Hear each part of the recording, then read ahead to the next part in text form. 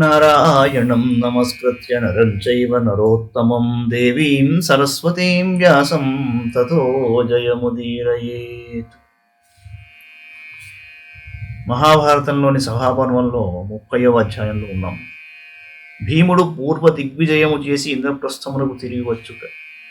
వైశంపాయనోవాచ తతః కుమార విషయే శ్రేణిమంతమథాజయత్కోసలాధిపతిం చైవ బృహద్బలమరిందమః అయోధ్యాయాం తు ధర్మజ్ఞం దీర్ఘయజ్ఞం మహాబలం అజయత్పాండవశ్రేష్ఠః నాతి తీవ్రేణ కర్మణ తతో గోపాలకక్షం చ సోత్తరానపి కోసలాన్ మల్లానామధిపం చైవ పార్థివం చాజయత్ ప్రభుః. వైశంపాయనుడన్నాడు, శత్రుపీడాకరుడు భీముడు కుమారదేశపురాజు శ్రేణిమంతుని కోసలరాజు బృహద్బలుని జయించాడు. అయోధ్య నగరాన బలవంతుడు ధర్మజ్ఞుడు అయిన దీర్ఘయజ్ఞుని మృదువుగా యుద్ధరహితంగా భీముడు లొంగ తీసుకున్నాడు.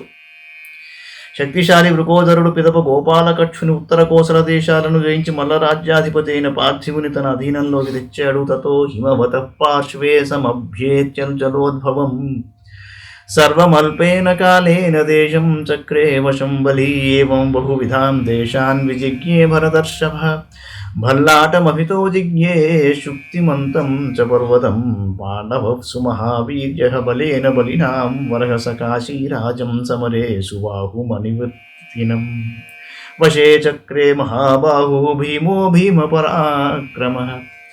హిమాలయ సమీపానికి చేరి బలశాలి పాండవ మధ్యముడు జలోద్భవ రాజ్యంపై దండెత్తి స్వల్పకాలంలోనే తన వశం చేసుకున్నాడు. ఇలా భీముడు అనేక దేశాలను జయించి భల్లాట సమీపంలోని దేశాలను శుక్తిమంతం అనే పర్వతాన్ని జయించాడు. బలవంతుడు, పరాక్రమవంతుడు, పురుషార్థ సాధకుడు అయిన భీముడు యుద్ధంలో ఎన్నడూ వెనుకంజ వేయని కాశీరాజు సుబాహుని తన బాహుబలంతో లొంగదీశాడు. తదస్సు పార్శ్వమభిదత్తథా రాజపతిం కథం యుధ్యమానం బలాత్ సంఖ్యే విజిజ్ఞే పాండవర్షభః. సుపార్శ్వదేశ సమీపాన బలంతో పోరాడే రాజరాజేశ్వరుడైన క్రతుని యుద్ధంలో ఓడించాడు. తతో మత్స్యాన్ మహాతేజాః మలదాంశ్చ మహాబలాన్ననఘానభయాంశ్చైవ పశుభూమిం చ సర్వశః నివృత్య చ మహాబాహో మదధారం మహీధరం సోమధేయాంశ నిర్జిత్య ప్రజయా ఉత్తరాముఖః వత్సభూమిం చ కౌంతేయో విజిజ్ఞే బలవాన్ బలాత్. మత్స్యదేశాన్ని, మలద ప్రదేశాలను అనగా అభయ ప్రదేశాలను, పశుపతినాథ సమీపాన ఉన్న ప్రదేశాన్నంతటినీ జయించాడు. అక్కడి నుండి వెనుతిరిగి బలశాలి భీముడు మదధారమనే పర్వతాన్ని, సోమధేయ నివాసులను వశంలోకి తెచ్చాడు. ఉత్తర దిక్కుగా బయలుదేరి వత్సభూమిని బలంతో అధీనం చేసుకున్నాడు. భర్గాణామధిపం చైవ నిషాదాధిపతిం తథా విజిజ్ఞే భూమిపాలాంశ మణిమత్రముఖాన్ బహూన్ తతో దక్షిణమల్లాంశ భోగవంతం చ పర్వతం తరసైవాజయద్భీమః నాతి తీవ్రేణ కర్మణ.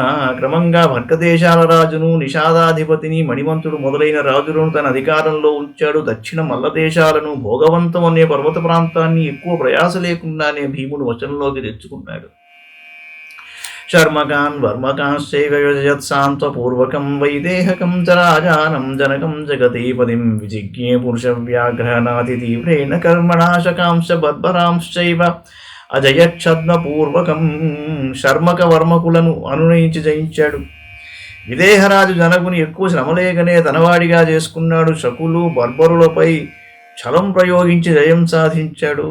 వైదేహస్థస్తు కౌంతేయ ఇంద్రపర్వత మంత్రికాత్ కిరాతానామధిపతిన్ అజయత్ సప్తపాండవః తతః సుహ్మాన్ ప్రసుహ్మాం చ సపచ్ఛానతి వీర్యవాన్ విజిత్య యుధి కౌంతేయః మాగధానభ్యధాత్ బలి. విదేహ దేశంలో ఆగి కుంతి కుమారుడు భీముడు ఇంద్రపర్వత సమీపాన ఉన్న 7 కిరాతరాజులను జయించాడు.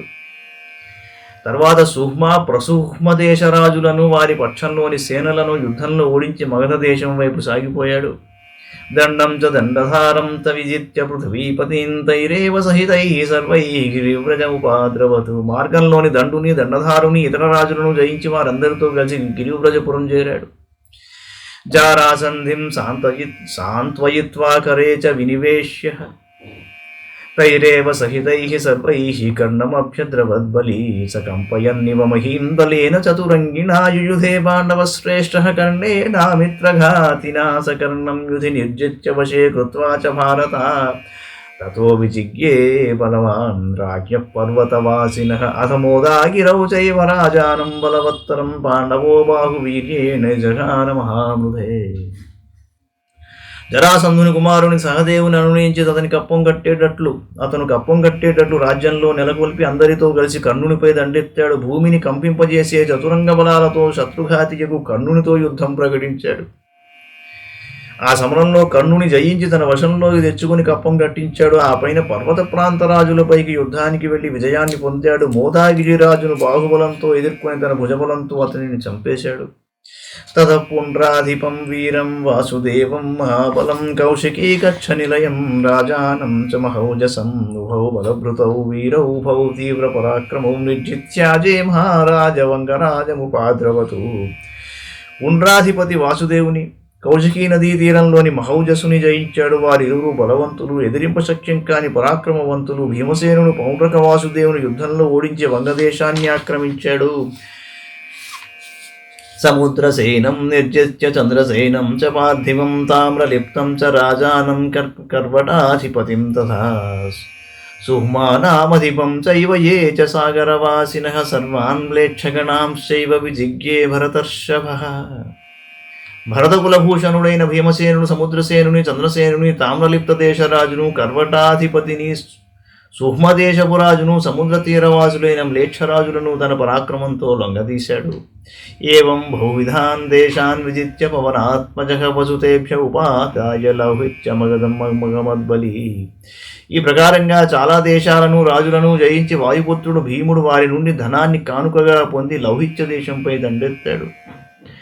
సర్వాన్ మ్లేచ్ఛన్ నృపతీన్ సాగరానుపవాసినః కరమాహారయామాస రత్నాని వివిధాని చ. సముద్ర తీరవాసులైన మ్లేచ్ఛరాజులను జయించి వారి నుండి పన్ను రూపంలో రత్నాలను, ఆభరణాలను గ్రహించాడు. చందన గురు వస్త్రాణి మణిమౌక్తిక కంబలం కాంచనం రజతం చైవ విద్రుమం చ మహాధనం. ते कोटिशतसङ्ख्येन कौन्तेयं महता तदाभ्यवर्षन् మహాత్మానం ధనవర్షేణ పాండవం. ఇంతేకాదు ఆ రాజులందరూ చందనం, అగరు, మణులు, వెండి, బంగారం, పగడాలు, వస్త్రాలు, ముత్యాలు, పట్టుబట్టలు, కంబళ్ళు, విలువైన ఆభరణాలు కానుకలుగా సమర్పించారట. కప్పం రూపంలో భీమసేనునిపై కోట్ల కొలది ధనాన్ని, రత్నాలను వెదజల్లారు. ఇంద్రప్రస్థముపాగమ్య భీమో భీమపరాక్రమ నివేదయామాస తదా ధర్మరాజాయ తద్ధనం. పరాక్రమవంతుడైన భీముడు ఇంద్రప్రస్థానికి తిరిగి వచ్చి ధర్మరాజుకు ఆ ధనాన్ని అంతటినీ సమర్పించాడు. ఇది శ్రీ మహాభారతే సభాపర్వణి దిగ్విజయపర్వణి భీమ ప్రాచీ దిగ్విజయే త్రింశోధ్యాయః. మంగళం భగవాన్ విష్ణు మంగళం గరుడధ్వజ మంగళం పుండరీకాక్షో మంగళాయతనో హరి. సర్వం శ్రీకృష్ణార్పణమస్తు.